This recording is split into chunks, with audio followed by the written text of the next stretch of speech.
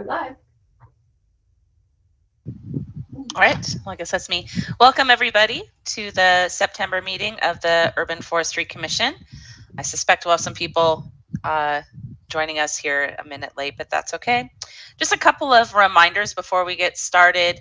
The first one would be, since we are meeting virtually, it is asked of commission members to stay on camera unless you need to step away for a brief moment, but because it is a public meeting, our interactions should be on camera, and to avoid the use of the chat for discussion on our primary business. The second reminder is, this won't help the people who are not here yet, but to try to log in a few minutes early if possible. We need to have a quorum before we can actually start the recording and the meeting officially, so it'd be great to not sweat bullets on that till the last minute. And finally, we are meeting virtually for now, and the meeting is recorded, which is nice for the minutes. And the city is moving to what they call action minutes, where rather than typing and writing down every thing that we talk about, especially when we meet live, when we move to meeting live in the future, the room has audio, visual, and recording equipment available. So our minutes will just be in the recording, and it'll be just bulleted out like our agenda is for the minutes. So just some updates there. Let me know if there's any questions about any of that, but then we can get into introductions. So I'll kick it off. My name's Amy Smith. I'm the chair of the Urban Forestry Commission. I guess it kind of works good if I call on people, so I'll go ahead and do that. Go ahead, Patrick. Patrick Gilbert, Vice Chair of the Urban Forestry Commission. Thank you. Ed? Ed Macy, Urban Forestry Commission. And let's see, Sharon? Sharon Summerall, Urban Forestry Commission, TRC representative. Stephen? Stephen Hendricks, Urban Forestry Commission. I don't see Cecil yet. Perrin? Perrin Dion, Urban Forestry Commissioner. No Roy. And Dawn didn't get here yet. Okay, go ahead. Kim, if you want to introduce yourself. Good afternoon, Kim Roney, Asheville City Council Liaison. Thank you for your service. Thank you. Nancy? Nancy Watford, Staff Liaison for Urban Forestry Commission. Thank you. Haley? Haley Mahoney, and I am the staff assistant for the Urban Forestry Commission and planning technician with Development Services. Thank you. Ricky? Hey, Ricky Hurley, zoning supervisor and DSD. Ben? Hey, good afternoon, everyone. Ben Woody, Director of Development Services. All right. And Eric, are you with us or in your other meeting? There he is. I am. I'm here. Eric Etcherton, Senior Assistant City Attorney with the City Attorney's Office. Thank you. Vidila? Hi, Vidila Savika, Planning and Urban Design. And Chris? Hello, everyone. Chris Collins, City of Asheville Development Services. And Mark? Hey there, Mark Foster, City Arborist, Public Works Department. All right. That's everyone I showed. Did I miss anyone? Go ahead and speak up. I don't think we have anyone just on the phone. All right. Welcome, everybody. So first we'll call the meeting to order, and we need a approval of the previous minutes. If everyone's had a chance to review that, a motion and a second. So move. Second. All right. And I guess we'll vote on that. Right? We have to vote. Okay. So Patrick? Aye. Ed? Aye. Sharon? Aye. Steve? Aye. Perrin? Aye. And I vote aye. All right. The minutes are approved. Is there any public comment? Did anything come in? All right. Well, then that's that. And there's no alternative compliance for today, so we can go straight to our staff reports and our regular business. So on the staff reports, first we have Mark Foster. You sent in a couple reports. Is there anything you wanted to touch on? No, not really. It's been a little busy with storms rolling through. So kind of pushes us a little farther back and working on our normal stuff. Are there any questions about the reports? Mark, I do have a question. Just in terms of these trees that fall one at a time, like the 32 trees that fell in Ida, looks like Fred rather. Is there an accounting kept of how we lose how many of those trees we're losing, or maybe where we're losing those trees around the city, or is it just you just kind of deal with them, clean them up, and move on? They are from all over the city, but let me take a quick look at Fred's numbers. 1, 2, 3, 4, 5, 6, 7, 8 in the Southern District. Same in the Northern District. 10 or so in the East. 5 in the Central, and 6 in the West. So pretty even distribution all over town. Great. And so it sounds like you've got those records of kind of where these trees are being lost and how many. Sure, it helps with our response process. If I do a document that I can share with my crews so they can see live as new things come in, and they can update information about ones they've already cleaned out of the road. Okay, that's helpful. I was just wondering in terms of sort of keeping track of where we're at in terms of tree coverage and numbers of trees, et cetera. It's good to know that we've got a source of that information somewhere. Right. Yeah, like I said, it didn't focus on any one part of town or anything. It was pretty widely distributed, pretty equally.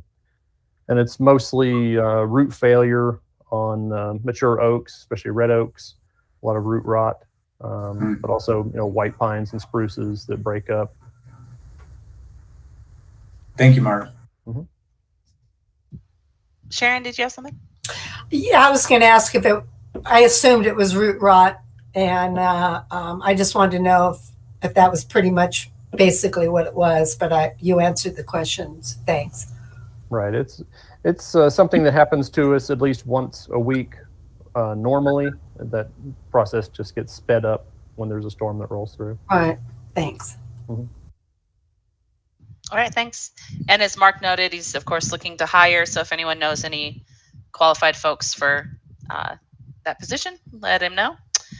So DSD gave us a report on the tree protection ordinance, where we're at so far. Canopy preserved to date, about 500,000 square feet. Canopy planted, about 75,000 square feet. And fee in lieu paid, 77,000 in the urban resource management district. So are there any questions or discussion? Obviously, we're going to talk more about the ordinance and the fee in lieu process and things like that. But any questions on just the data so far? All right. I have some. Yeah, Patrick, so Patrick, before the meeting, asked for the planted and preserved, how many projects does that represent? And I went and checked, and it's 17 projects so far. That's not the fee, including the fee in lieu. I think there's 3 or 4 for the fee in lieu. Thank you. All right. Well, then we can move up on to old business. So first we have the UDO landscaping standards revisions that's been going on with the city. So Ed, we have you down. Did you have an update on that? Not anything really exciting. The group met about 2 weeks ago, along with some representatives from Deeproot, to talk about some of the technical nuances of Silvacell, particularly with respect to stormwater and the integration of stormwater with soil volume. And it was a good discussion. The group asked a lot of good questions, and I think they have a better understanding of how that product works on the ground and perhaps ways to incentivize its application. Where we're going from here, I really can't tell you. We have a meeting scheduled for Thursday this week. Vidila, do you have anything? I can't remember what's up on our agenda with that group. No, we're just continuing to, I think a couple things. We're continuing to pick through the landscaping section of the UDO. So anybody who's interested in that, can have access to that file. It's open for anybody to comment on. And we're working through this third-party inspection certification process, which is the newest thing that's going to require more thinking. And I think those are our two big items, which in and of themselves could take up 6 months to a year if we really wanted to sink a lot of time into them. But that's what we're working on. Right. And our timeline is to pretty much bring everything to closure by the end of the calendar year. Is that correct? Yeah. Okay. That's all we've got, Amy. Awesome. Well, that is actually exciting work, even though it may not sound like it, but that's very exciting to have something put together that fast. So awesome. Yeah. Keep us posted. I'm excited about the product of this group's work too. I think it's going to really make a big difference on the ground. Yeah, thank you so much. All right, the Urban Forest Master Plan. Dawn's not here, but I don't know if anyone else knows, particularly with Greenworks, if they've had anything new or any progress on that. We don't know. So I know that Greenworks was working on some grant funding, particularly to start the community vignettes, but with the ongoing pandemic, that's still going to be tough. So we'll just have to wait for updates from Dawn and Greenworks on that section. Any questions on where we're at with that? All right, then the tree canopy preservation ordinance, the fee in lieu program specifically. So I had a meeting with myself, Nancy, Ben, Chris, and Eric Edgerton from the city. And we were just starting to, mostly brainstorm, thought process around what would a program or process look like for deciding how to spend fee in lieu money.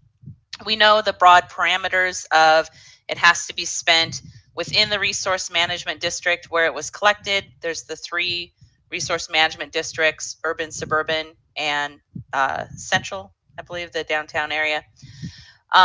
So we know that. We know it should not be spent for ongoing city maintenance, anything that would be in the regular budget. It should not be used to fund any positions or paychecks, things like that.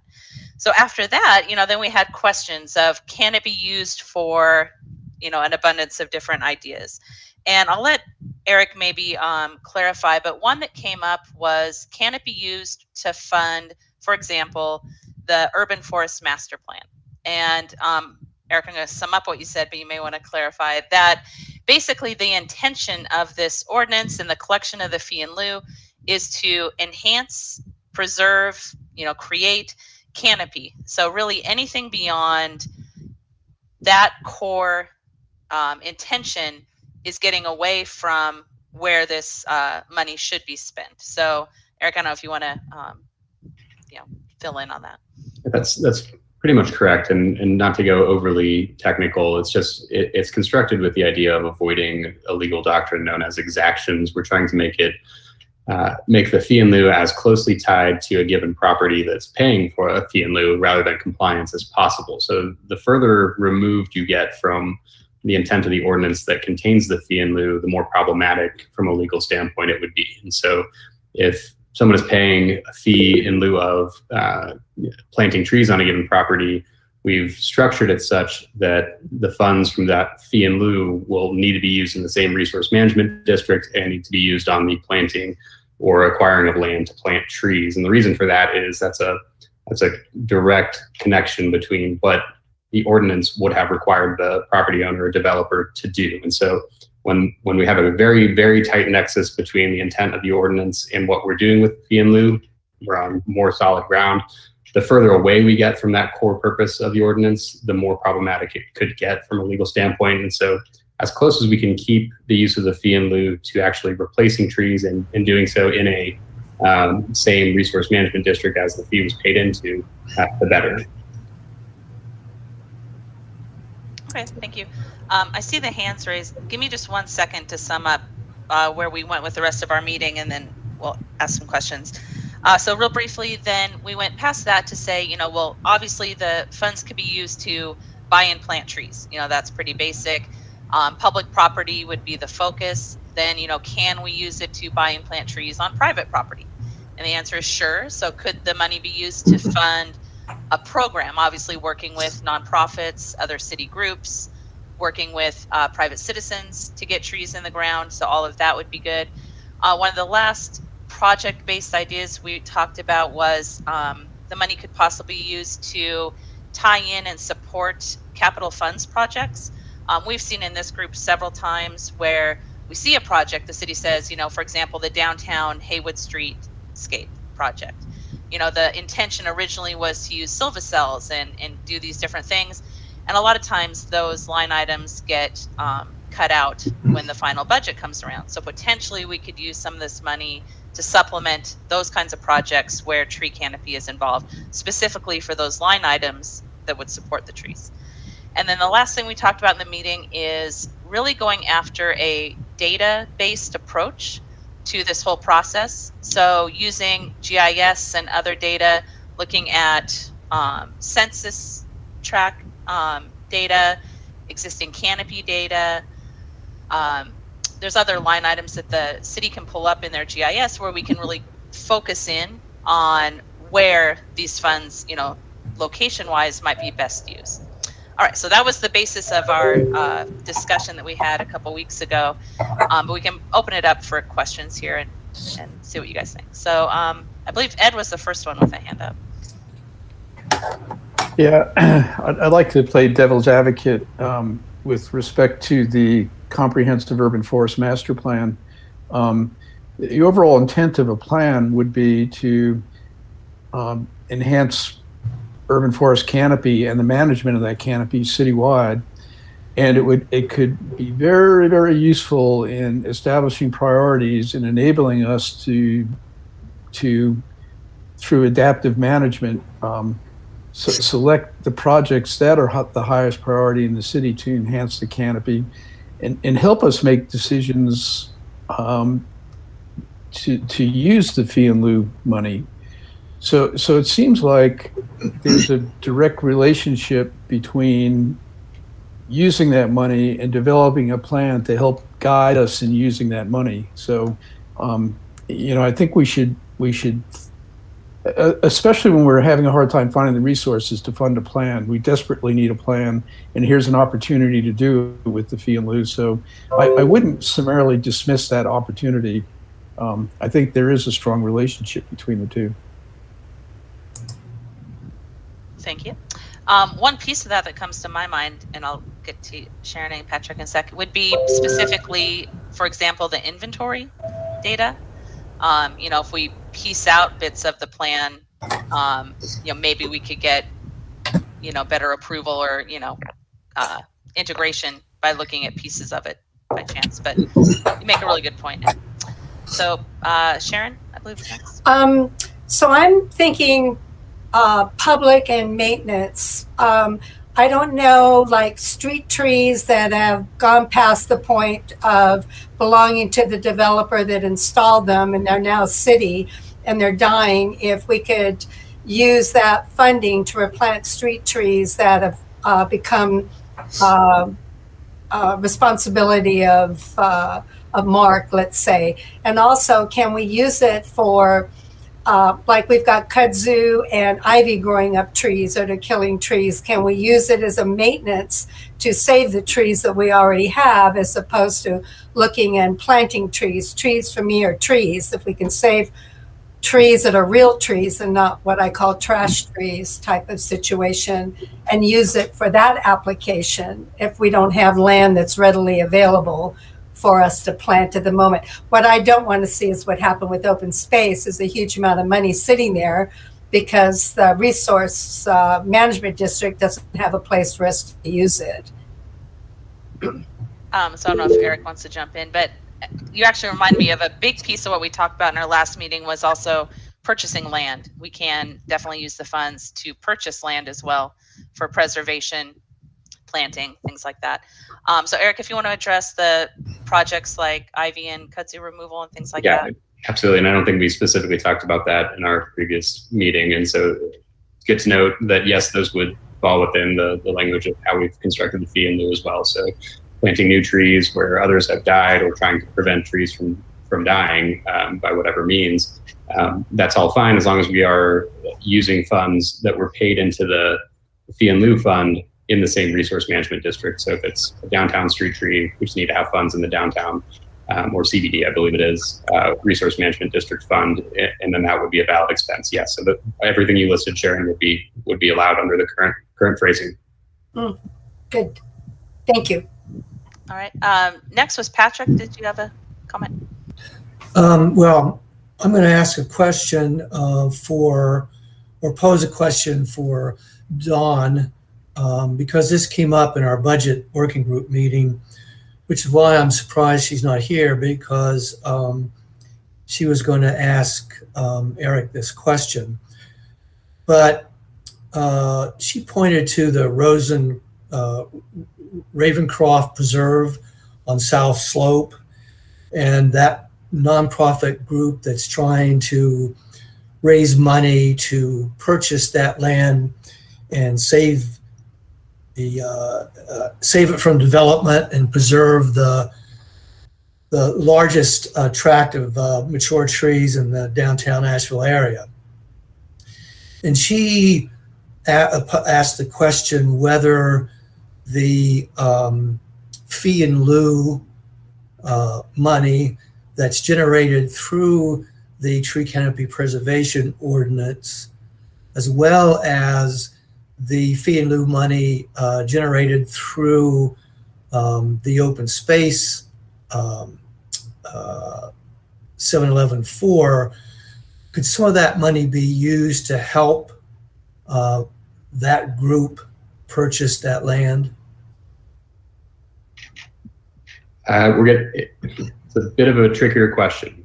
So and this will go back to something that I mentioned to Chairlady Smith during our earlier meeting, but there's a separate legal question of who's benefiting from the payment. And so if these were trees that were threatened by some natural cause on city property, or the city was purchasing the property itself to hold and preserve the trees, that would be a simpler question than can we use these funds to help a third party group purchase that land? And that's a different legal question. We can't use public funds for private benefit. And so if the property is going to end up being held by someone other than the city, there would be a deeper level of analysis we'd have to go into. And perhaps that could be done with conservation easements, but the wrinkle of having it be a third party is something that we would have to think through. That makes it harder to just say, yes, we could definitely do that. So then if somehow the city were to step up and to say, if this parcel is acquired, we would take over ownership of it, that would make that simpler from a legal standpoint? Yeah. Yes, it would. And just one thing to keep in mind here is that any ultimate decision on how these funds are to be expended will have to be made at the council level. And so I know that this body will likely be making the primary recommendations on how those funds should be spent. But that's just another thing to keep in mind, that if there are competing projects or competing uses for this money going forward, that decision ultimately has to be made at the council level. But yes, if it's structured such that the property comes into ownership by the city, that would be much easier to defend than if it was going to ultimately be held by a third party. So if the Urban Forestry Commission would be the body that would likely make recommendations to the city council in terms of, say, in this example, purchase of a property, who would make those recommendations in terms of using open space fee in lieu funds? I truthfully haven't looked at the open space fee in lieu requirements, so that would be additional research that we would have to do. I don't know that there is any sort of advisory board specifically focused on open space. I'm not aware of one in any case, so I don't know that there would be a natural entity that would be making those recommendations. So I couldn't point you to a clear body that would have that role. Thank you.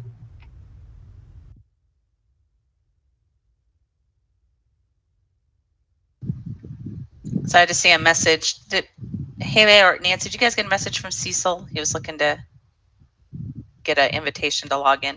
That might just be me. I'll check it offline. Go ahead, Perrin. Thank you.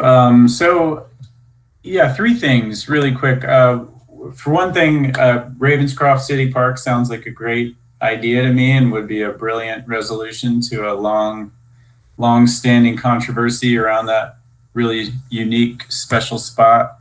I think that it's useful to look at tree canopy protection amendment fee in lieu funds and open space fee in lieu funds in tandem and consider how they can work together because of the rational reason behind the fee in lieu funds for tree canopy protection amendment is obviously the provision and protection of trees. So it makes sense to spend those funds, in my mind, on the protection and planting of trees. As it relates to open space fee in lieu, on that hand, it's really about the provision of open space. So that makes sense in my mind to spend that money on purchasing land. And I could see, for the purpose of providing open space. So I could see those two pots of money being used in those two different ways that complement each other, where you can buy Ravenscroft Preserve and then maybe spend some, through open space funds and then spend some money from the tree canopy fee in lieu to protect the trees there by pulling the English ivy off the trees or what have you. So that's kind of the idea that I've been operating from as far as how these two things can fit together. Also want to echo pulling English ivy is absolutely the number one way to protect trees in the city of Asheville that already exist. And so I think that's how a lot of those funds could be spent, is on just people power to pull that stuff up and keep the trees from falling down from the weight. I've been watching trees fall here for 11 years under the weight of English ivy. So it's a huge issue. And I also definitely support the silvacells for street trees as a use of those funds. So lastly, I think, it's just fantastic news that the city attorney's office has determined that the resource management district in which the fee in lieu funds were generated is the appropriate geographic scope of where those fee in lieu funds could be spent. And I think that's just really, really helpful and encouraging that conclusion was reached by the city attorney's office in the tree canopy protection amendment fee in lieu conversation, because in the open space fee in lieu conversation, it's been a much more restrictive prescription that's been articulated. It's sort of almost just like they have to be spent on site or directly adjacent to the particular parcel where the funds were generated. So I'm hopeful that we can put that controversy to rest now that the city attorney's office has determined that the resource management district is the appropriate area where those fees could be spent. And I'm hopeful that we can just go ahead and transfer that legal analysis to the open space fee in lieu conversation, because I think that's a very appropriate, flexible prescription that we can work with and generate open space and tree canopy and protect tree canopy within an appropriate geographic area. So those are all my points. Just wanted to toss that in there. Thanks, Perrin. So Cecil joined us. Thank you. Go ahead, Cecil. We're just right now talking about the fee in lieu program. Yeah, I know. I've been watching the entire meeting.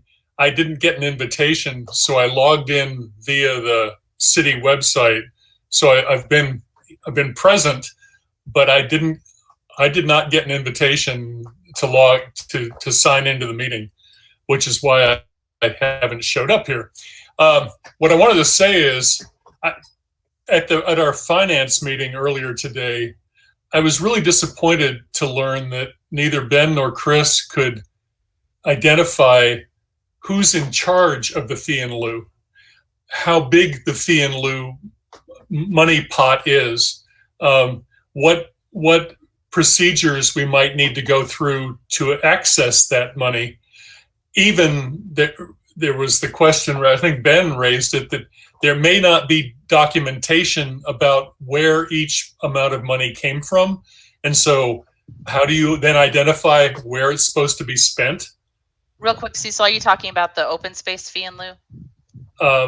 Yeah. Because we've been keeping tabs much closer on the tree canopy fee in lieu. Okay, good. And one of the things I raised is, okay, so the rule says it has to be in the area, in the reasonable area, or I don't remember the exact language, but downtown is in the realm of every element, the downtown, the urban, the suburban. I mean, I think a good argument could be made that anything we do downtown benefits everyone in the city. And I'm really curious about the legality of where that money needs to be spent, especially in light of the environmental issue regarding preserving trees. You know, why shouldn't money spent anywhere in the city help, say, Ravenscroft to preserve old growth trees there? Anyway, that's my input. Did anybody want to comment on that? Go ahead, Kim. I had a separate question, so if someone wants to answer Cecil's question first. I'll just, Madam Chair, hey, it's Ben, just real quickly, and that's the open space fee in lieu. So there's a revenue account that has about $227,000 in it that was collected, I believe, since 2011. And Chris and I, and Vidila, you may know this, but we're going to have to go back and basically just make sure and I think we can, but account for like what development those fees came from. So we then can apply the test that Eric's going to ask us to apply, which is, you know, are we using those fees in reasonable proximity to where they were collected? So that's just a thing where we've got to go back and just, I guess, account for that open space fee in lieu of, and just make sure we've got our, you know, all that like organized in a manner in which we can then use that money appropriately. Thank you, Ben. This is Kim. And what I was going to suggest is related. So in the last meeting of the Urban Forestry Commission, there was a question about the fees, how much has been collected and around the process. I did forward those questions to staff that presented a response from Ben. This was on August 4th. And so I just wanted to make sure, since I didn't see attachments to this agenda, that those answers were submitted to the full commission. Well, we have that here in this agenda with the amount and a fee and land. So, yes. Thank you. All right, thanks, Kim. Patrick. Yeah, I'm going to take Perrin's comments a step farther and ask Eric. Obviously, when we put together the tree canopy preservation ordinance and we worked on the fee in lieu language, and we arrived at, as Perrin pointed out, the fact that the fee in lieu monies collected under this ordinance could be used anywhere within the same overlay district. And of course, you only have three, downtown, urban, and suburban. So again, as Perrin pointed out, it gives us a lot of latitude by which to look at locations for either planting trees, purchase land, etc. Under the open space, it is far more restrictive. And I guess my specific question to you, Eric, is does a fee in lieu language need to have some kind of resource overlay districts in it that to allow for that more expansive use of the funds? Or can the language in the fee in lieu for the new language that's we're working on for 711-4 be changed to allow the same kind of expansive opportunity for purchasing open space land? So to the first question of whether there has to be resource management overlay districts, no, that's a unique wrinkle based on the language used in the local act that gives us the authority to regulate trees on private property under some instances. And so those resource management overlay districts needed to be created in order to utilize that power. And so since we were in the process of developing an ordinance that is contingent upon those resource management overlay districts being created, there was a natural flow of, well, how can we keep the funds linked to the properties that they came from?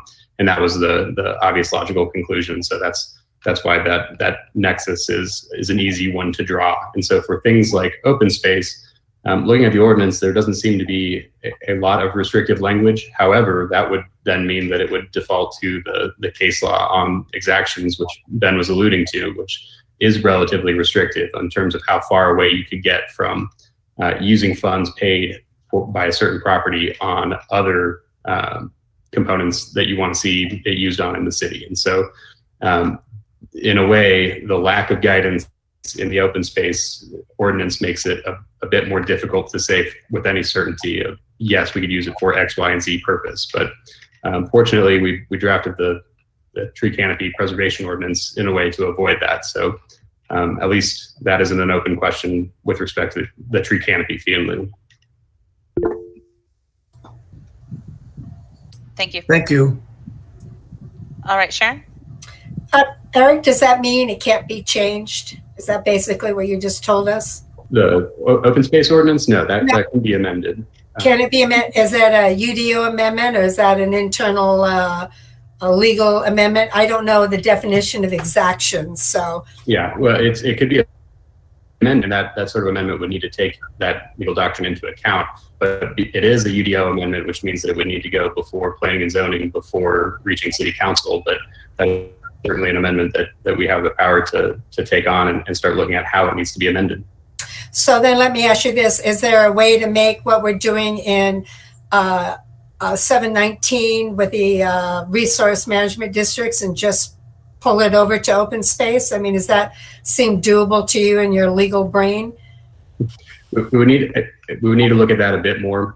Haven't researched that specific question yet. And so I would need to know what type of statutory authority there is in place with respect to open space fees in lieu first. And I know that has been modified recently with the passing of 160D. So I'd be remiss to snap off an opinion here without looking at that more. But for the high level question of can we amend the standard by which the open space fee in lieu is administered, that's certainly yes, but we would need to take a close look at how that would happen. Thank you. All right, thanks. Perrin? And Eric, I'd just like to ask for your help in doing that. We are amending the open space ordinance currently. And so now it seems like now is the time to strike while the iron's hot and get the revisions we need in there. Because we have received a very restrictive interpretation of the geographic area where we could spend the open space fee in lieu, so restrictive that it seems unworkable actually, and probably highly unlikely that it could almost ever work.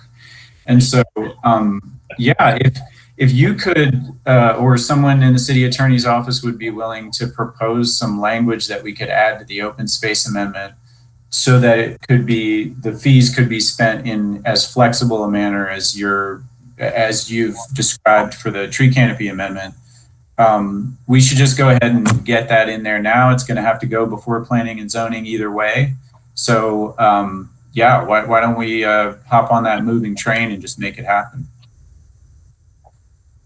We'd always be happy to assist in any way we can. I don't know if you've been working with anyone else in our office, but if not, it would be good to connect us with whatever working group you all have that's working on that issue. Yeah, it's the Open Space Task Force. So Videla is the facilitator of that process, and I know he's been in touch with your office quite a bit about this because we've discussed it a good bit on the task force. So if you're available and you're willing to work with Videla or myself or both, just to get some draft language that seems like it would work to you, I would really appreciate that. And I think now is, if we don't get it done now, it might never happen. I think that'd be sorry, just one sec.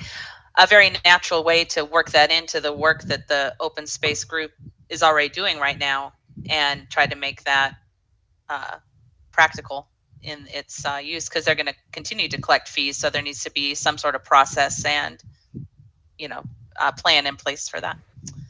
Go ahead, Ed. Yeah, I was just going to say we should pass this discussion to the Open Space Task Force.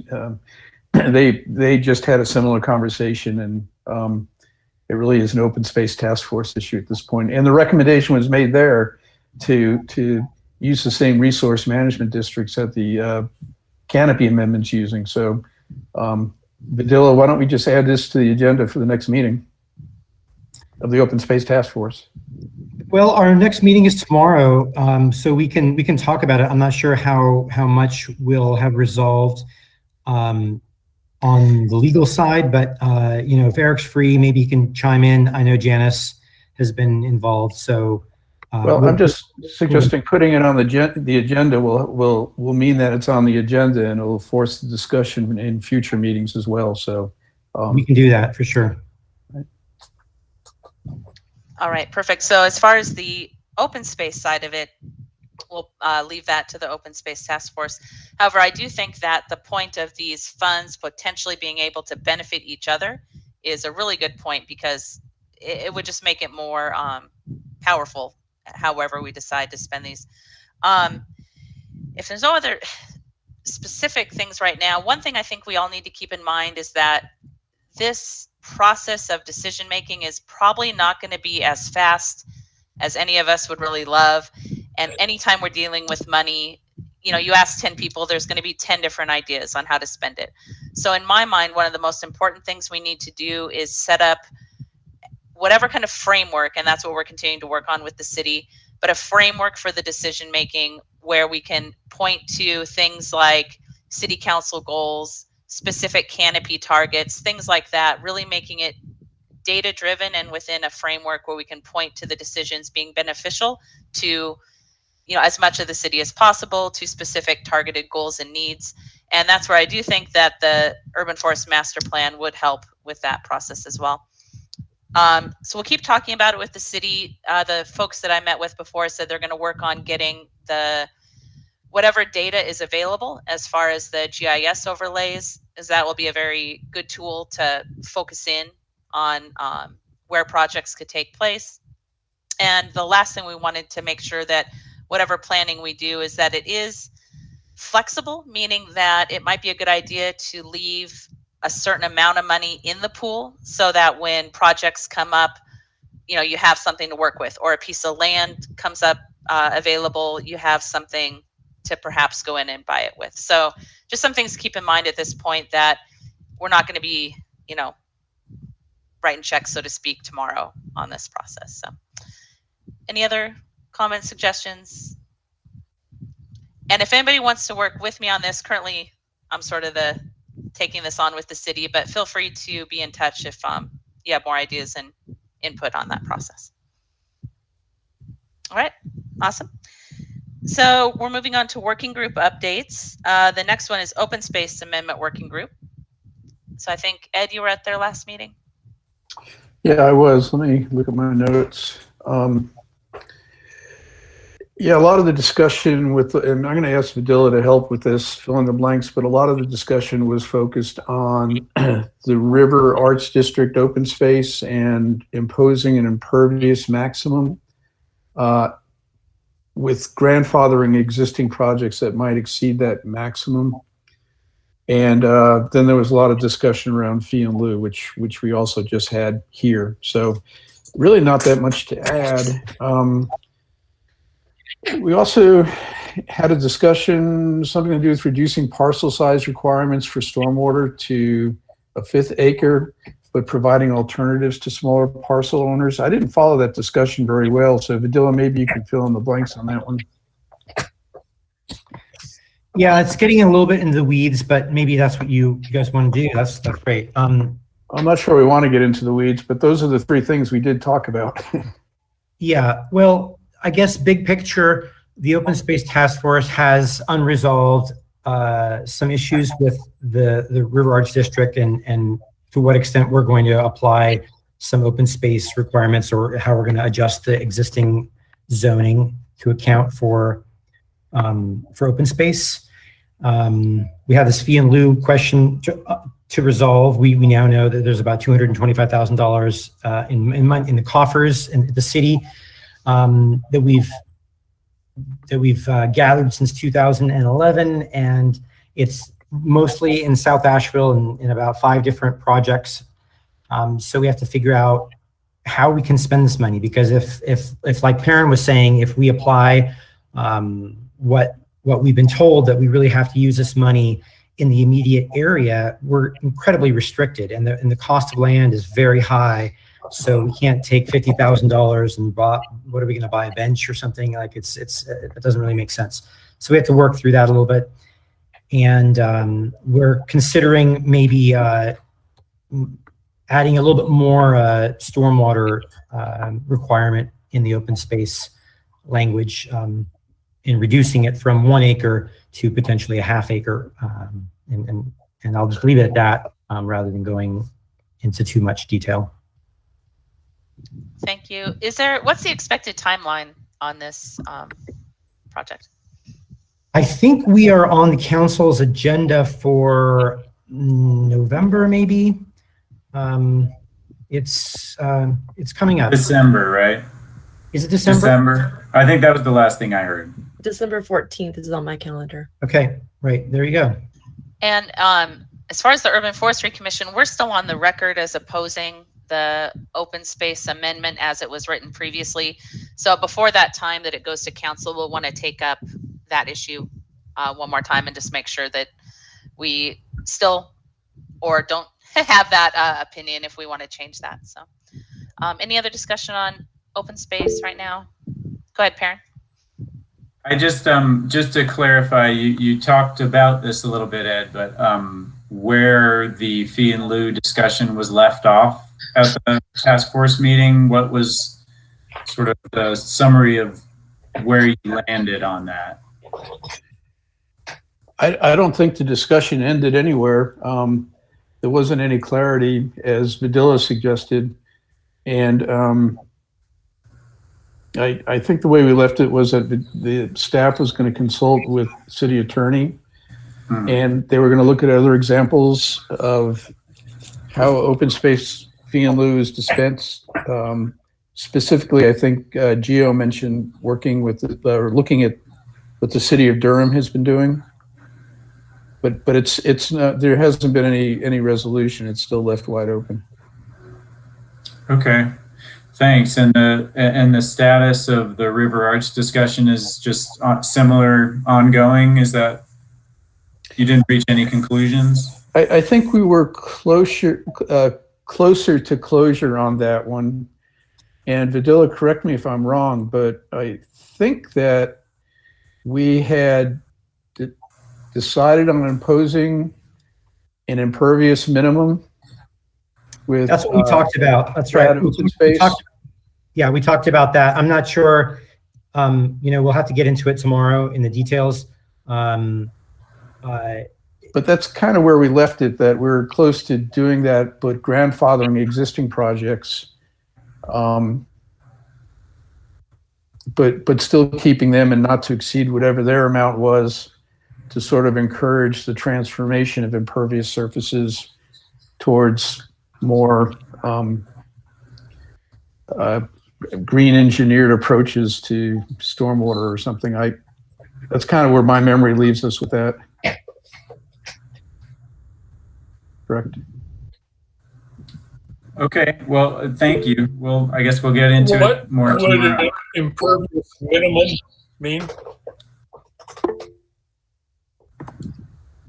I'll jump in. Just basically how much you can like concrete over in some way. Right, minimum amount of impervious surface. Yeah, the built Would on. that be an impervious maximum? Well, yeah. Perhaps you're Good point. That's what was discussed. That's right. All right, Patrick, did you have something on open space? Just, I see that Dawn just joined the meeting. And Dawn, I asked your question, the one that you posed this morning in the budget committee meeting. So for Dawn's sake, I don't know whether Eric would like to answer that again. So she is brought fully up to date on that. You'll have to remind me briefly which one that was. There were a series, and I don't want to waste everybody's time either, so I can catch up later if that's better. I'm sorry for being late. That's okay. Welcome, Don. We were talking about whether fee and lieu funds could be spent, for example, on the Ravenscroft Reserve initiative. The bottom line is that it would be more out of scope for the city to help a third party to purchase land, for example, than if the city itself were the buyer and owner, and potentially using a conservation easement. So there might be ways around that, but sorry, Eric, to sum up, I'm not a lawyer, but that was the basic idea. You get farther away if there's a third party involved. A third party could potentially help the city raise funds for the purchase. Correct. So it could be the same size contribution towards the purchase, just we would not be the owners. Yes, okay. Just because then, are you purchasing it for the city, and the public versus a third party and private ownership? So. Right. Okay. Thank you. But we have much more discussion, obviously, on all of the fee and lieu process. Which brings us to, unless there's nothing else, anything on open space, we'll get an update on that next time. The policy working group. So I don't know if Ed, you want to take that? Where are y'all at? Yeah, we haven't done much with Chapter 20 since the last time we met. An email was sent this morning to staff to see if we can set up a meetings to review our recommended changes to Chapter 20. So that ball is in staff's hand as of today, and we'll hopefully meet within the next month and be able to show some progress on that. With respect to my research on programs that give trees special protected status throughout the state, I haven't done too much more on that. I've had a really busy month, so it's been kind of hard to juggle cats. But I'll get back to work on this month. I think I'll have more time to work on that.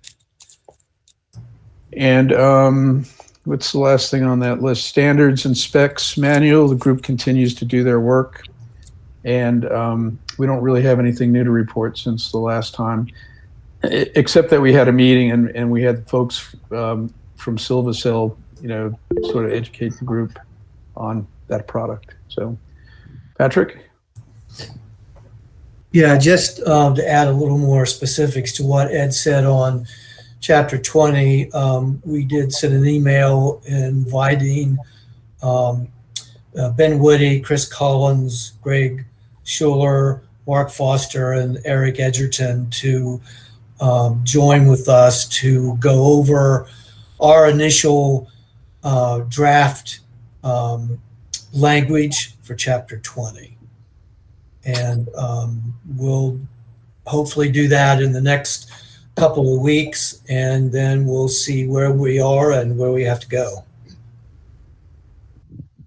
All right, great. I know that it keeps coming up in the public sector, the issue of protecting trees, specifically on private land. I know Eddie said you're doing more research, which is perfect.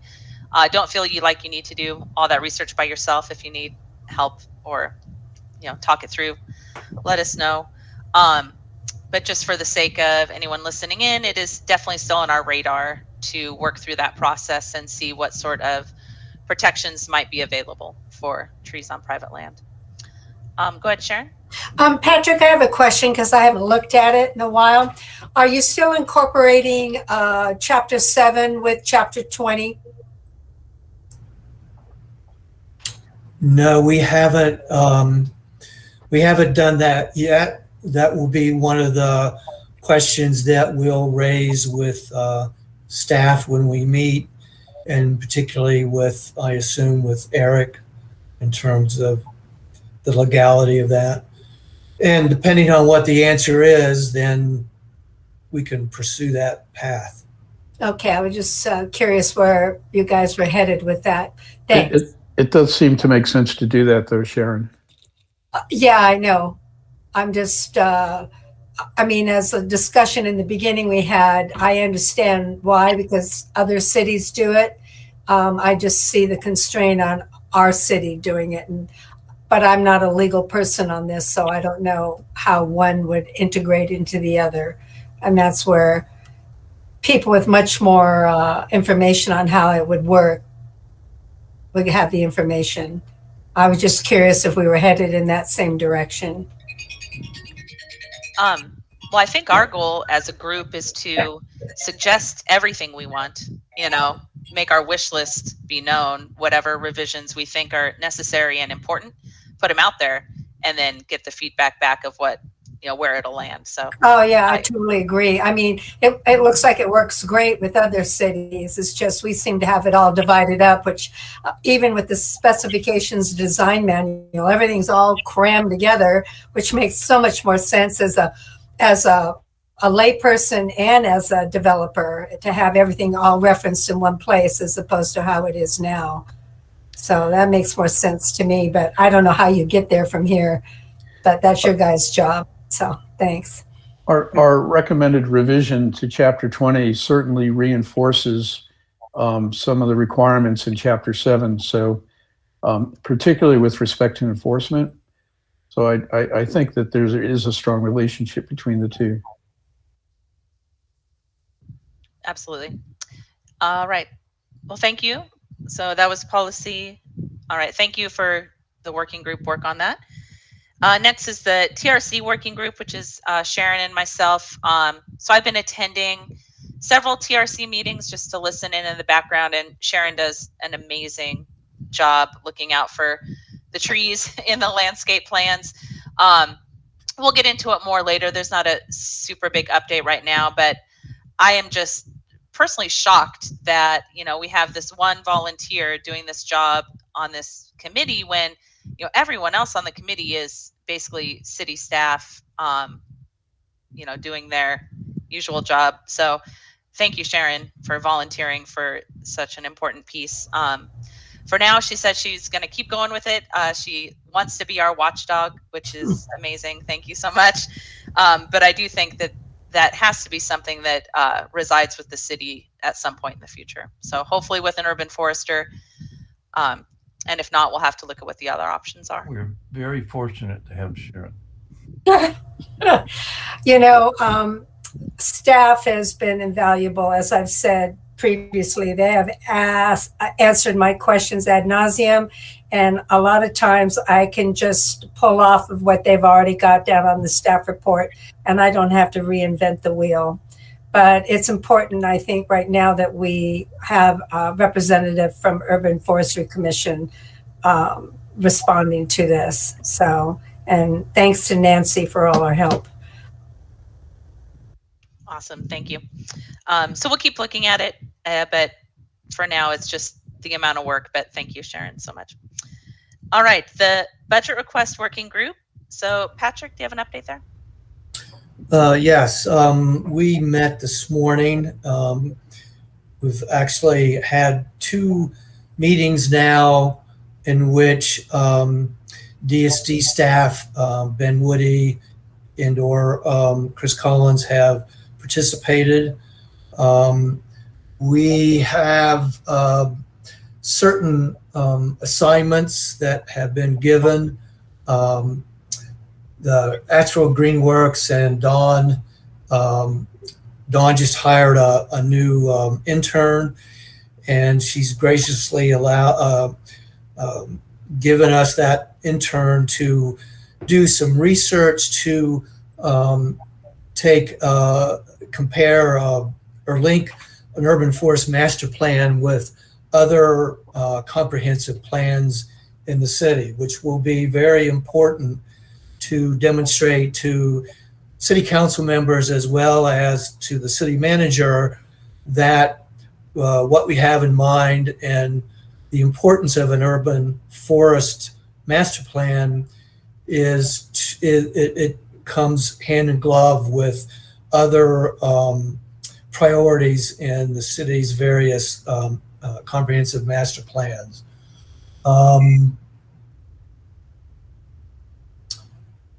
We have, and Ed Macy's going to help the intern with some of that research. I have developed a draft city council engagement and communication plan, which I'll be sharing with the working group members in the next day or two for their input, and then we'll have that ready to go.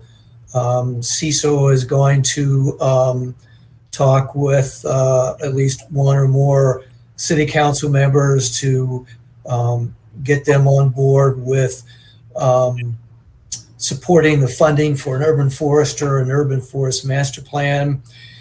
And the city and DSD, Ben and Chris, are going to talk with their budget liaison person to get a good feeling for, we hope, for how this budget cycle is going to go, which will be very important for us in terms of focusing both messaging and tactics. And because things are going to start speeding up, it looks like we're going to be meeting probably weekly, starting next week, next Monday. Excellent. I know Kim said this before, and I'm sure y'all are working on it, but anytime we can, and if you don't have the list of city council priorities, it's easy to find online. I can get it to you as well. But anywhere we can draw an exact straight line of how trees will address those city council priorities and back that up with data, as the data is out there. If we can just be like, well, you want to, help crime and safety, trees do this and provide X amount. If we want to help with equity and diversity, here's how trees do that. Climate resilience, all of that. So I think if we can draw those straight lines just really directly to the council priorities, we can make our strongest case. Go ahead, Kim. Thank you so much. So specifically, the council goals that came out of the most recent retreat were reparations, reimagining public safety, COVID relief funds with a focus on equitable recovery, and our compensation study. But additionally, I would suggest making those connections with the Living Asheville Comprehensive Plan, which so many of you already know and have been on the weeds on. They include a livable built environment, resilient economy, harmony with the natural environment, healthy community, interwoven equity, and responsible regionalism. Perfect. And, obviously I see how trees impact all of those very, very tightly. So thanks, Kim. Go ahead, Cecil, I think was next. Yeah, as I've mentioned in our meetings around the finances, reading through the comprehensive plan, most of the photographs in the comprehensive plan include trees. Most of the goals in the comprehensive plan include the environment. And it seems to me, in the same way that a canopy study looks at what the overall tree canopy covers, our idea of a master plan and an urban forester is kind of a canopy idea that ties together the entire comprehensive plan in a way that other departments in the city do not. I mean, I think we can make the argument that this is like a kind of a key position and a key idea for guiding us toward Asheville's future. I completely agree. The one thing you may want to look into as well is the Office of Sustainability, which does exist. And I know some city council members might point to that group as doing this work, but we need to be clear on how they're different.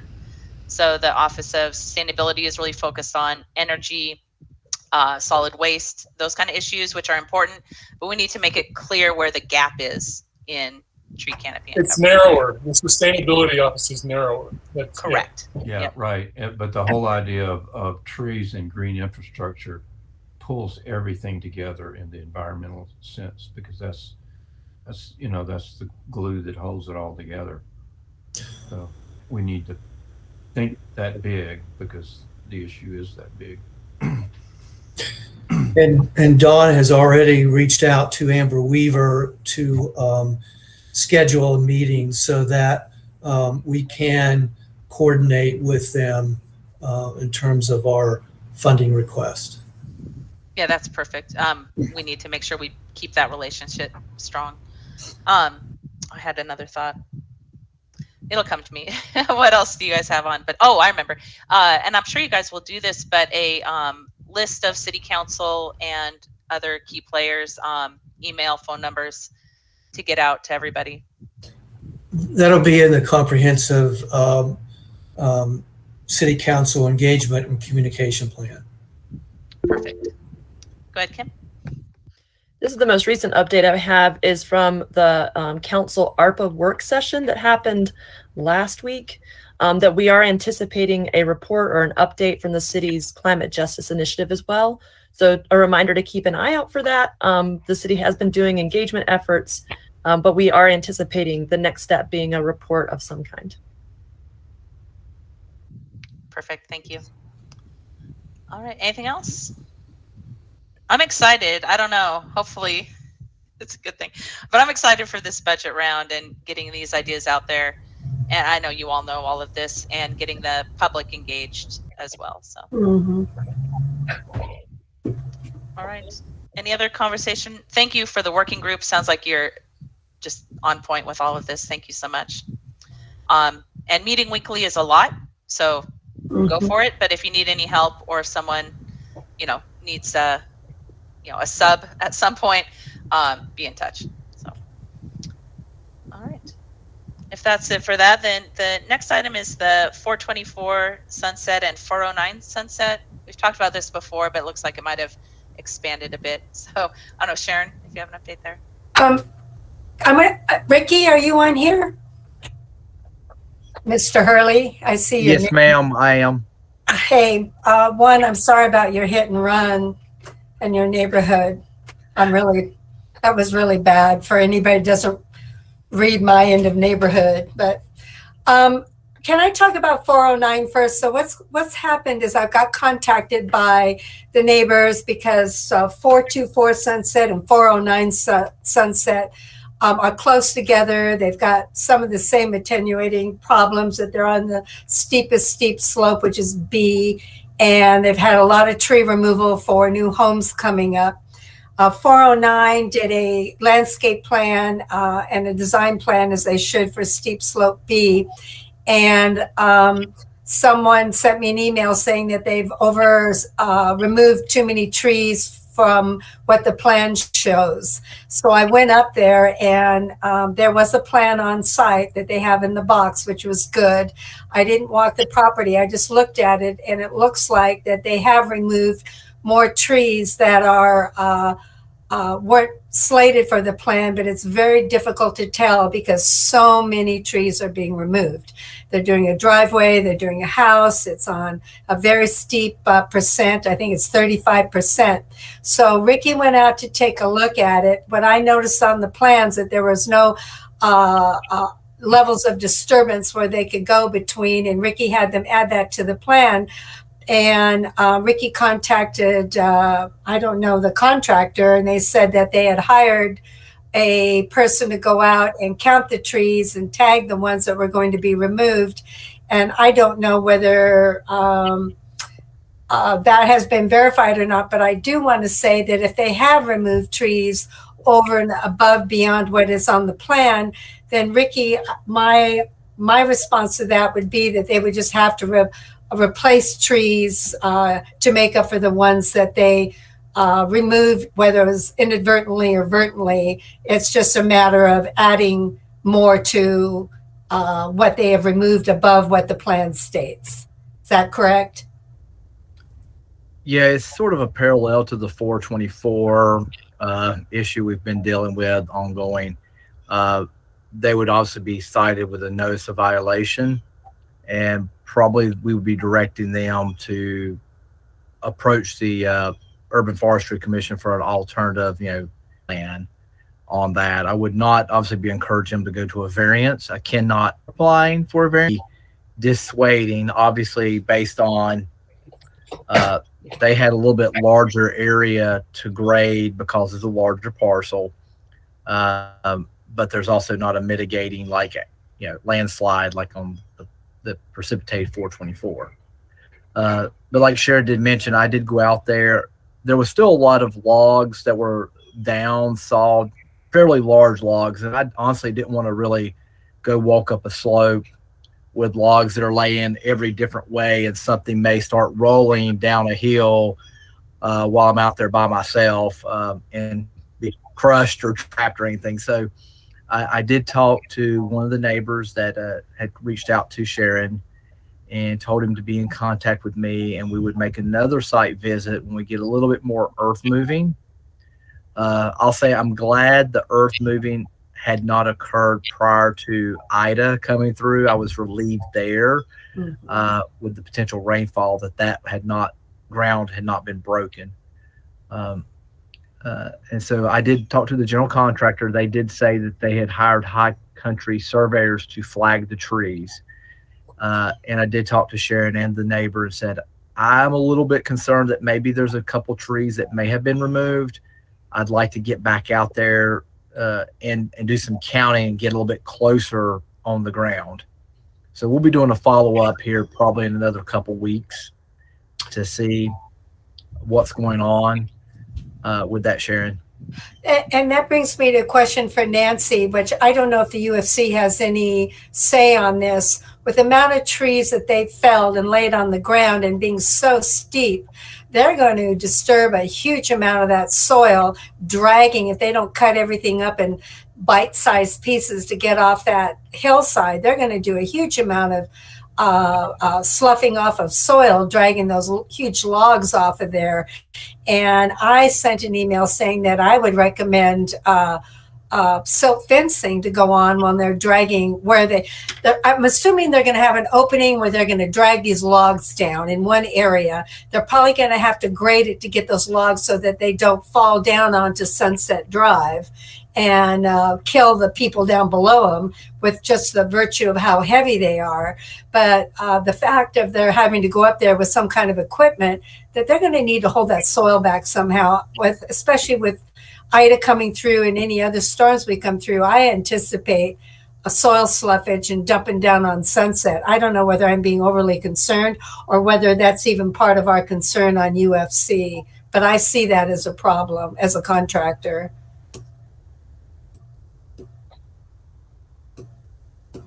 Any thoughts? Does anybody know if we have any? Nancy or Ricky? No? Just wait till it happens. And I mean, that's what happened at 424 basically with the land. Yeah. I did tell the contractor I was appreciative that they had not already broke ground prior to the storm. I said, thank you for not doing that. And, I've still got his email. I can reach out to him, Sharon, and suggest that before they move any logs. I think the driveway is, when you're facing the lot uphill, is to the right. Yes. They're kind of following the contour down. Right. I'm making assumptions they're going to go in and out that way. Clearly, when I was out there, and we'll need to make a note too, is that they had a large equipment dropped off, and about 1 foot of the paved road was really cracked off. Like it had really just damaged the road. It had completely broke a sliver off that was about 20, 30 feet long and a foot wide that was broken off. Mm-hmm. So we'll need to make a note on that as part of the inspections when we start doing some grading inspections. But I can reach back out to him with an email on that. Yeah, if we get our today. usual rains. But yeah, thank you for following through on that so I don't have to bug you on it. Then it brings to 424. The owners of the property chose not to use for the design that Ed and I had spent a lot of time going over and presenting to them. There's still a whole lot of trees that they planted that are dead.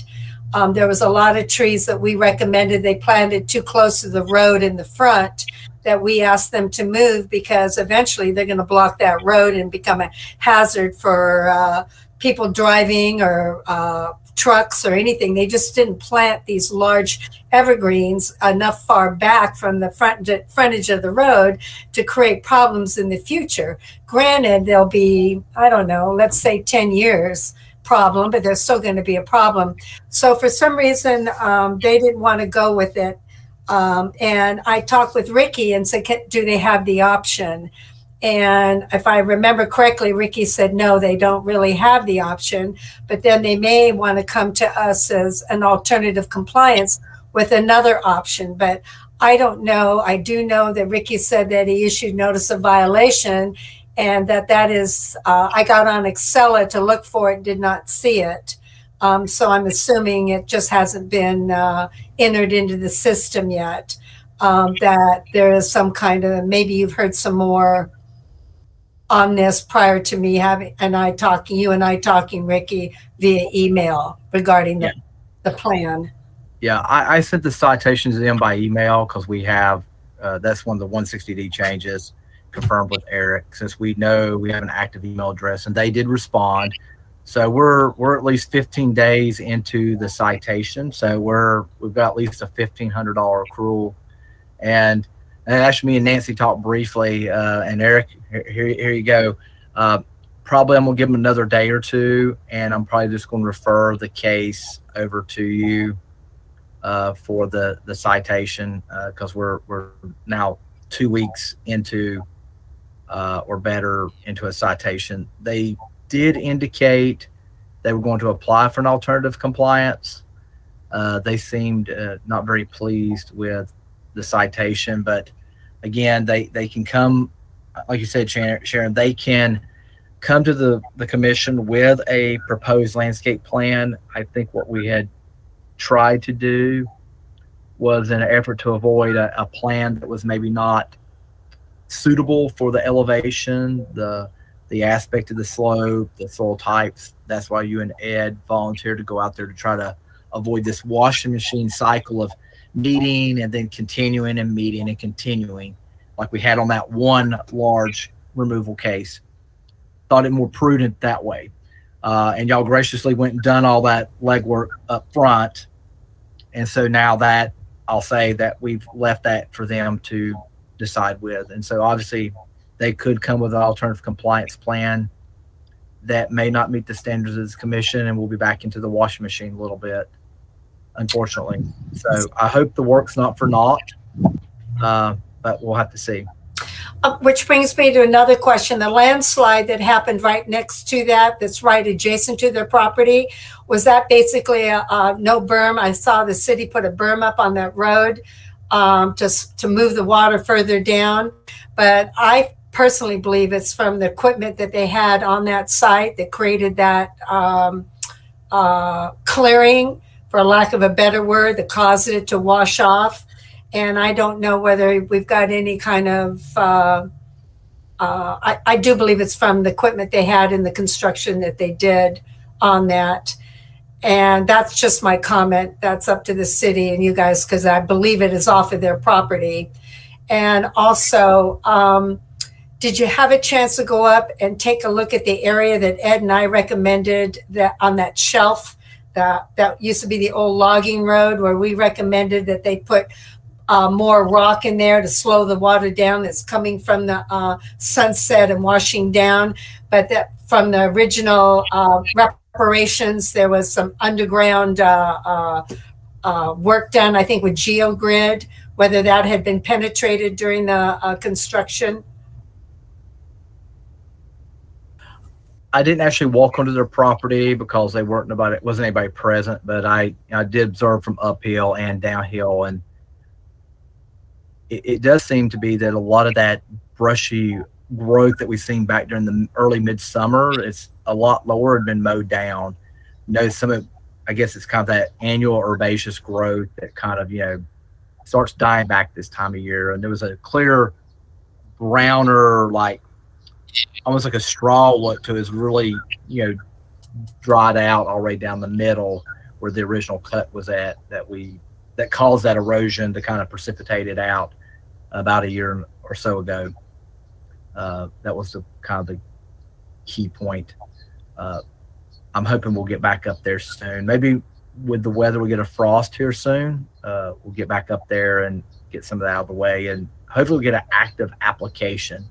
That would be nice to have an active application. I'm hoping they'll apply for alternative compliance soon. They indicated likely for October meeting. So, okay, because I would say that's key to part of that washout is that area there that looks like the equipment broke through that membrane, and so therefore it's not doing its job. And if it came back to alternative compliance, that would be a key repair that they would have to deal with. Ed and I suggested a rock to go in there, and maybe it'll come up with something else, but it certainly is not going to hold with just a planting, especially with that grass seed that was just applied. That will not hold it.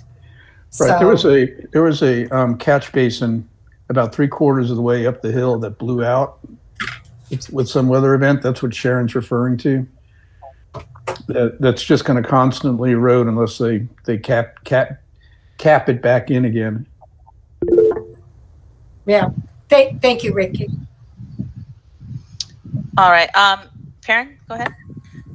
Sharon, I just wanted to respond directly to you. You asked whether or not erosion and landslides are sort of within our realm of concerns on the UFC. And so our mission statement, the latest version I have of it anyway, does mention reducing stormwater runoff and erosion. So it is formally a part of our focus, and I'm certainly concerned about it. Yeah, I am too, and I just always looking for what my parameters are that I can ask for. Thank you. Cecil?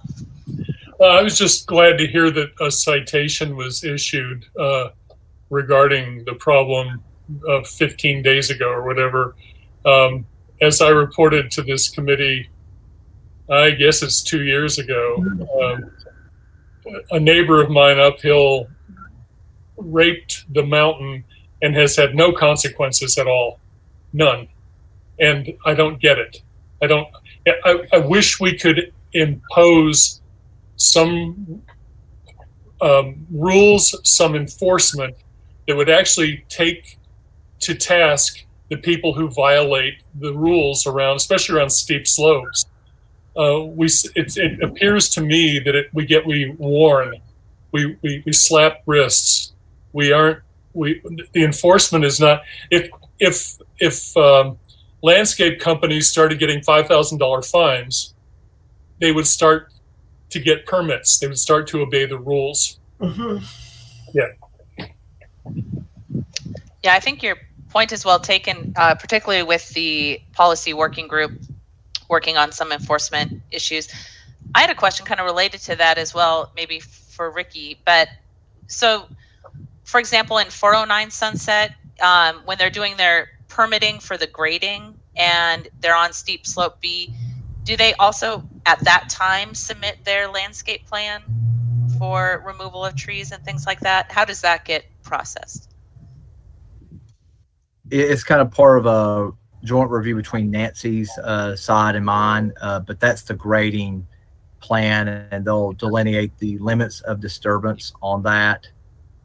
And on the plan that's at 409, it's on site. I did unroll it, and they show the trees on the plan that are outside of the limits of disturbance. Particularly, there's like one area where the driveway comes up the slope and kind of doubles back to the north, and then approaches the house seat.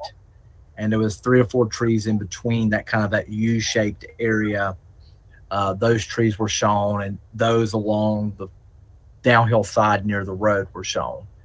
And that's, I think, where me and Sharon are both agreeing that there seems to be a couple, at least 2 or 3 trees that are shown on that plan that are missing now.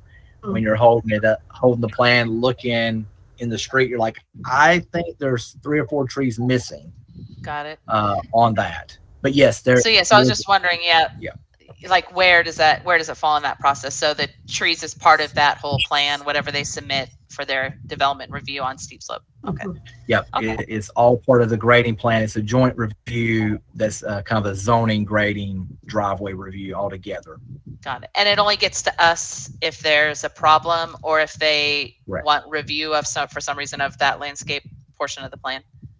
yes, ma'am. If there is for some reason, if they kind of get a little bit too quick with the bulldozer or the saw and they get a little bit wider, or there's something that develops during the process, and and they find out they need to excavate extra. Now, keep in mind that we've had 2 in kind of quick succession, but there's quite a few reviews occur in a yearly time frame that we don't have a lot of issues with. So we've got a pretty good track record with people in the field following their plans fairly closely. I wouldn't be surprised if we got there and found that maybe one tree disappeared. It wasn't, but I think we have a pretty good track record overall with people following that or preemptively asking for a variance, like with Altamont View we had back early this year. They realized up front that they didn't have the allowance, and they went and asked. Okay. All right, cool. Thank you. That answered my question. And Cecil, your neighbor, though, it's not steep slope, right? Yes, it was. Oh, it was. I remember that they came through. Okay. I think that's Zone A. I think they're in your Cecil Zone A. So we need to dig into that one. Technically. Yeah. Okay. And then there was the issue of it had been graded before, so therefore it was allowed, even though the trees were 20 years old. There had been a grading permit previous to that, so we were advised that they were allowed to do this because of the previous grading that was done, and that brought us to the discussion as well. How many years ago is previous grading? Right. So. All right. Well, thank you. Yeah, my question is just getting at, is it necessary, or do we need to hone in on this process, as a group with steep slope and other, issues like that? So yes, we do, in my opinion, because we have one up on Windswept that a city employee contacted me, and Monty is dealing with. They topped the trees, but they also removed a lot of trees without a permit, and that I'm waiting to find out. And that's been so far, I think, 3-month ask on my part to find out what's going on with that. And I don't know, Ricky, if you're familiar, if Monty or Nancy, if Monty's gotten back to you on that topping and clear cut that happened on Windswept. And I have not been able to find anything out with that on Excella or from Monty. I've not had any recent communication on that one. I did go out there and look and help assist in locating the top trees, because initially we weren't clear as to where it was at, but I did find that on that western slope that's downhill. I did find those trees, as we discussed earlier. Yeah, and that's also B, and there was no plan submitted. So the thing is when you're on a B, you have to submit a plan before you start taking trees down. A lot of people that are homeowners that live out of the area do not know this. So unless you're like all of us and you're hyper vigilant, or you get emails, people will go, because I've got an idea that it's like my neighbor, they wanted to see Innsbrook Mall for some reason, so they sliced down a whole load of trees on a steep slope B without a plan. And so therefore then they're not grading, they're just removing. So that also is a different violation, and not sometimes a real violation, but just something they can't do. But on this one on Windswept, it's steep enough that should be a zoning violation, because they removed the trees, they topped it, and without a plan, and I'm waiting to see what happened with that. So it depends on, I'm finding the slope, the area where it's located, and what they do to it.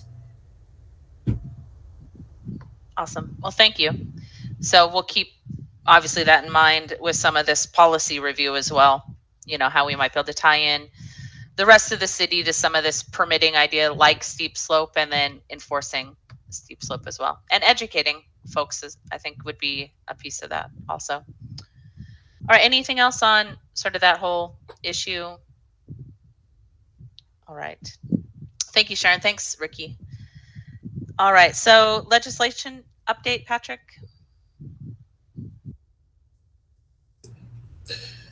Yes,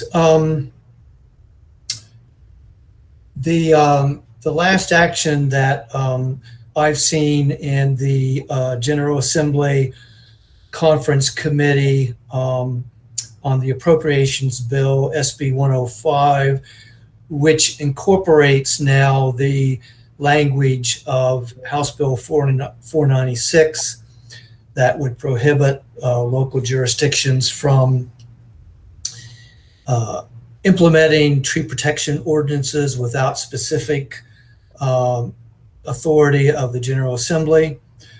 The last action in the conference committee was a second reading, and the appropriations bill was defeated by an odd vote of 0 to 49. And I don't know if that was a procedural move, a political move, or I'm not sure. But the last iteration of the appropriation bill still has all the language from House Bill 496 in it. Julie Mayfield had told me that they were going to try and take out that language in the conference committee. I've sent her several emails in the past 10 days asking for some update on where it stands from her perspective, and I've not heard back from her. So as far as I know, it's still in the conference committee, and that's all I can report right now. Go ahead, Kim. I do have just a small update in addition to that. As a member of Local Progress North Carolina, members of elected bodies in Durham, Carborough, Hillsborough, Durham, City Council and County, the Salisbury City Council and Fayetteville have joined in a letter to the conference committee, not only around those matters, but around the stormwater section 12.16, the tree section 5.14, and the short-term rentals section 5.15. There are a couple other issues as well, but I just wanted to let y'all know that we have a coalition across the state that's working on advocacy as well. Thank you, Kim. And I was also going to mention that as private citizens, we can make our voice heard through some of those groups and otherwise for these state level issues. Right now, this is just to keep us all informed on that, not any formal action from the UFC. Go ahead, Sharon. Patrick, what does 0 to 49 mean? Is there's 49 committee members on that? What's that vote mean? Well, there's a few more than 49, but 49 members voted no on the second reading. 0 members voted yes, and there were maybe a half a dozen abstentions. I mean, it's an odd vote for a second reading for a bill.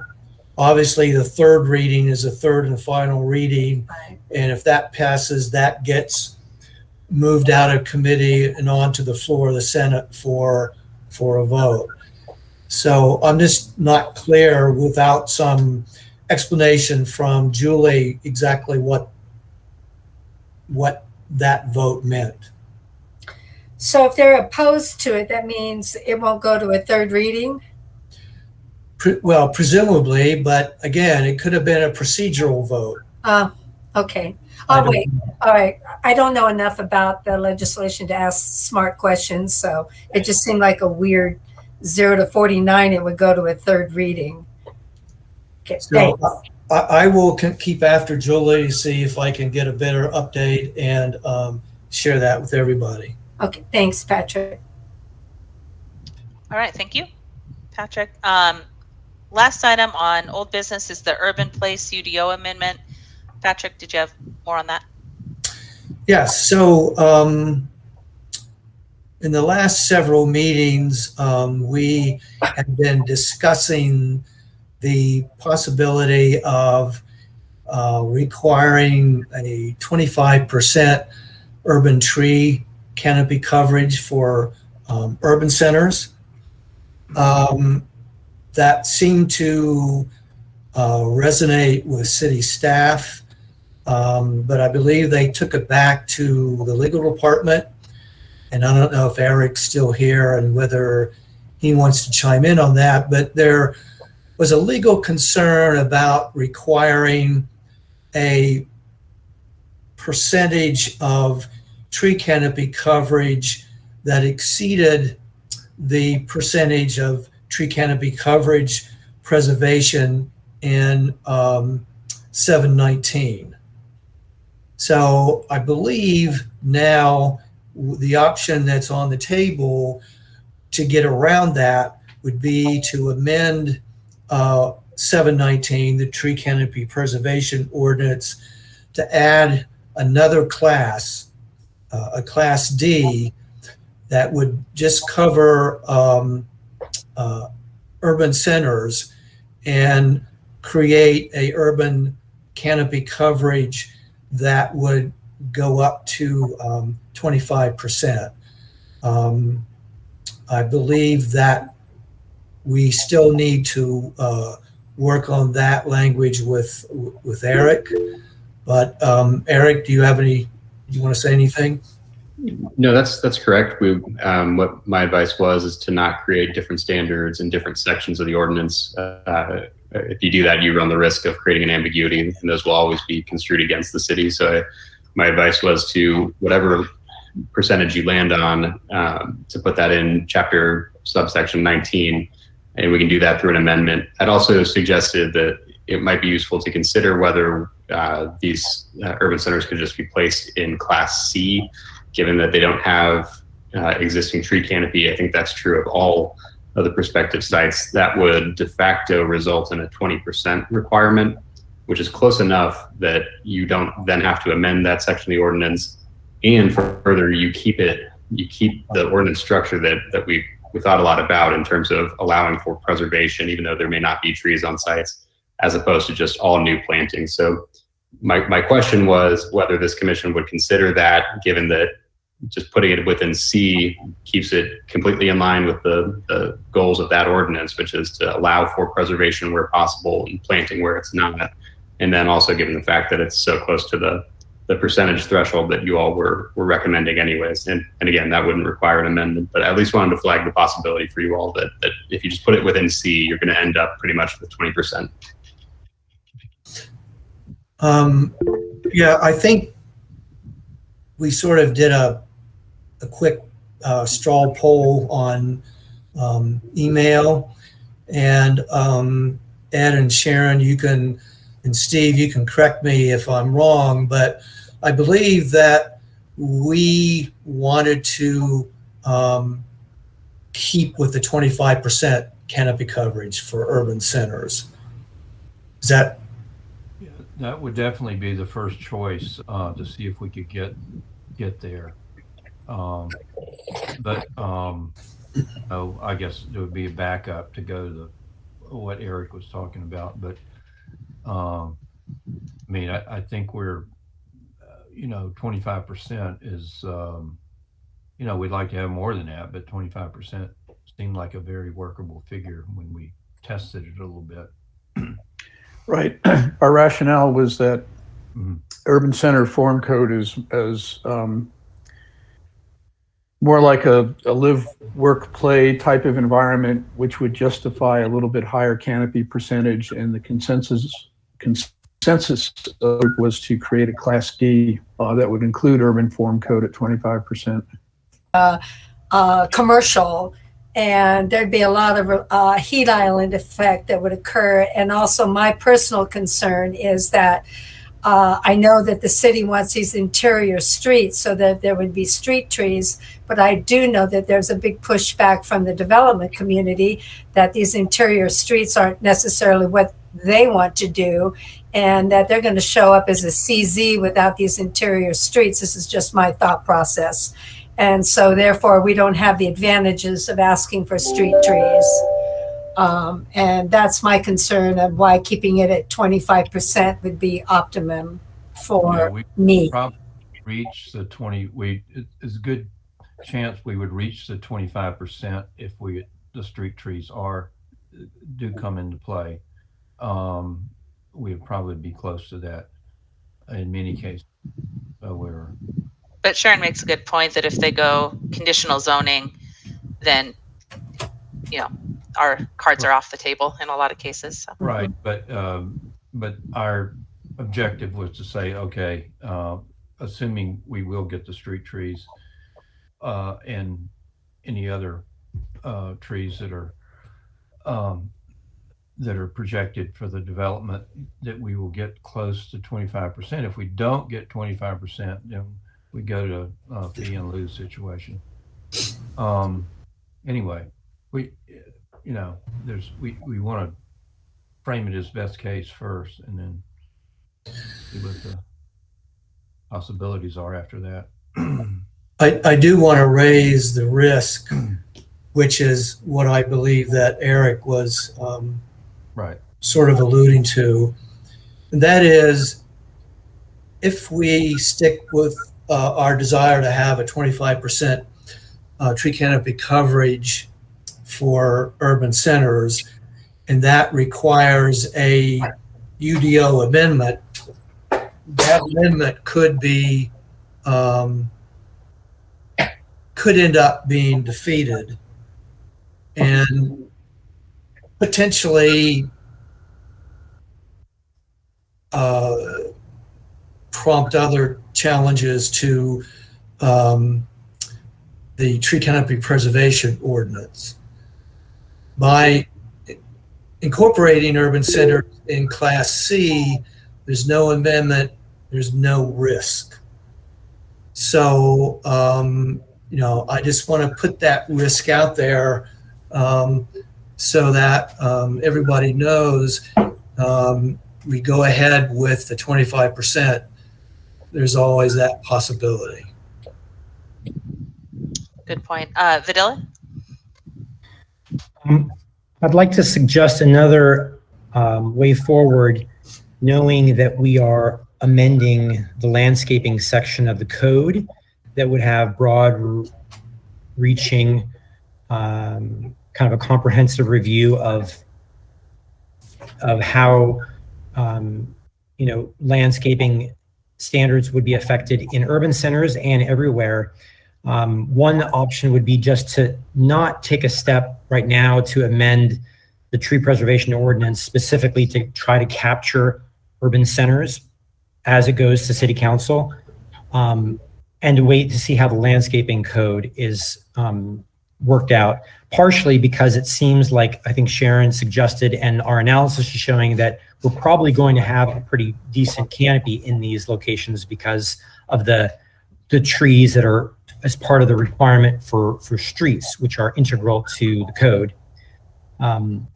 Having said that, some people may feel like they need the security of wanting to know that something is on the books and 25% is guaranteed.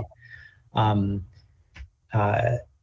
that comes at a little bit of a cost that we have to open up, that ordinance and bring it back through the official review process, planning and zoning and city council.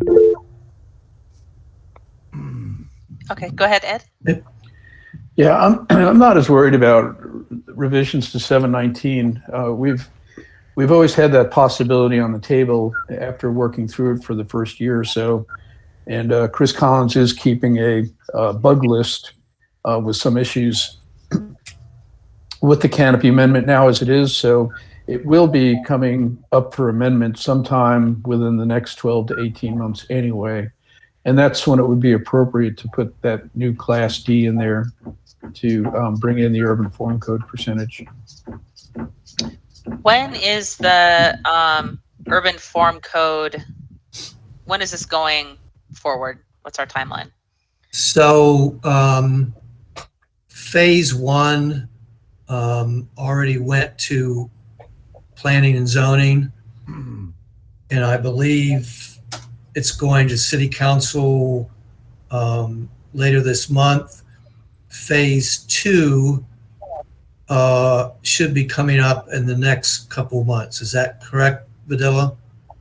Yes, phase one will go to council on the 28th of this month, and then we'll begin the phase two process with planning and zoning in October, and then to council in November. So the theory was that unless there's a project that comes through starts the approval process in phase 1, as long as we work this out by the time that the city proceeds with phase 2, then it would apply to any project, whether it was phase 2 or phase 1. I believe that Sharon had some questions concerning building impact trees and VAR trees. And Sharon, I don't know if you want to ask those now that we have Eric and Vidila here. Maybe they can clarify those questions. But you mean VUA parking lot trees? Yeah. And building impact trees. Well, building impact trees can be, first of all, in this code, they are not wanting building impact trees. And my concern was that you can take buffer trees and on any other development other than this new form code urban center, and use the buffer trees as credits to building impact trees. You can credit building impact trees with existing trees. So say there's some trees in a buffer area, you can use those as a credit if there's over and above what is required, and use those credit as building impact trees if you're required for building impact trees. If they have no building impact trees, then my issue is that VUA trees cannot be credited out with existing canopy. That VUA trees are VUA, and they have to have X amount of trees with X amount of percentage of coverage no matter what. And they cannot be, I don't know, varianced out or varianced away.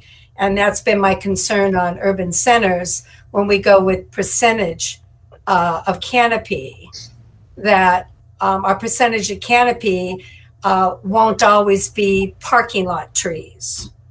So my concern is if we've got a percentage is that street trees and then 3 VUA trees, or the VUA trees completely separate in that percentage of canopy.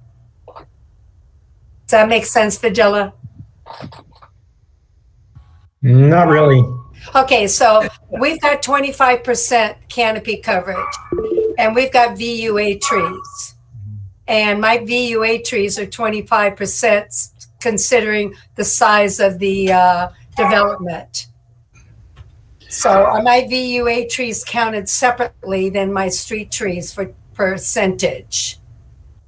Well, it brings up a good question, and I think a challenge for us in how to manage this, because when somebody doesn't reach the percentage, whatever it is, and they have a difference, doesn't matter where they put the trees. You're suggesting that it may matter, and if it does, we have to make a process for how to handle that.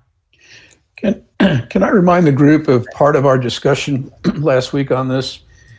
The way we had left it was that the whole idea of establishing a minimum canopy percentage was to simplify the whole process. And the discussion had as a genesis out of concern as to whether or not we're going to require building impact trees. So we said, well, let's forget about building impact trees. We have required street trees, potentially buffer trees, vehicle use area trees. So why don't we just set instead a minimum standard of 25% and maintain the vehicle use and street tree requirement, and write the code so that those requirements be met, or 25%, whichever is greater. And and then the whole process is simplified. Did I miss something there, or isn't that what we agreed when we were discussing this? That's basically it, that we wanted to simplify the process if possible. Right. But the problem with that is that we've got vehicle use VUA trees that don't have any application if we're going to use street trees, and we've got, let's say, three 3 trees in the middle of a VUA and the rest are street trees. So there's no continuity. There's my concern is that parking lot island effect, where we've got a huge area that's going to be parking, I'm assuming, because it's urban center, there's going to be a lot of parking. And say they choose to do their trees in street trees, and then we leave this big hole in the middle of VUA trees. And this is after me thinking about it and working on TRC and knowing the layout of how existing VUA trees are now and why they're set up the way they are now. So it's not that I disagree with the 25%, it's how that 25% gets spread out over the development is my concern. Go ahead, Ed. Yeah, well, we should probably have more discussion on this outside of this commission meeting, but the whole thing about urban center form code is that you start moving towards structured parking anyway, and your vehicle use areas might be more underground or in decks. And then if you still get your 25% tree coverage, you're doing better than you would have otherwise. So. Exactly. But we had that discussion last time, and my concern is that that's not happening now. It will happen in the future. But meanwhile, when we look at planned obsolescence on how long, and we have the discussion, how long are these centers actually going to last before they're raised and something else goes in there? My concern, as always, is what's going on now. I mean, I understand, Ed, what you're saying, and it's valid. And I'm looking more into what's my current future as opposed to long-term future. I don't know if that's right or wrong. It's just my concern. So, Madam President, unless anybody else wants to chime in, I'm going to suggest that that Vidila coordinate with Eric and come up with another meeting schedule for this working group so we can work through all these issues and make a final decision and, get this started toward whatever path we're going to take. Yes, I agree. I'm happy to be the president. I appreciate that. Just kidding. What I say? You called me president. I said, Madam President, Madam Chair. Whatever. Anyway, I was joking. But yes, no, it sounds to me like all the right questions are on the table. It's just going to be a matter of getting those details worked out. So, yeah, I think you should do that in the working group framework. So thank you very much. Any other questions or points for that group? Thank you for your hard work on that. It sounds, again, like we're on the right track of getting what we need for canopy cover. We'll just have to work out the details of getting it into there. So that was it for old business. We did not have any new business on the agenda. We're pretty much covering everything that we'll be covering for the next few months. But as always, if there are any ideas or issues for agenda, just get them to me or Patrick before our meeting. We'll get them on. There's an update attached in the document folder for the Tree Protection Task Force, so you can review that. Any other items? If not, we can call for adjourning. Move to adjourn. Second. Thank you. So, Patrick? Aye. Ed? Aye. Sharon? Aye. Steve? Aye. Cecil? Aye. Perrin? Aye. Dawn? Aye. And I vote to adjourn. Thank you very much. We will see everybody at our meeting in October virtually. Thanks, Bye, everybody. Thank you, Amy.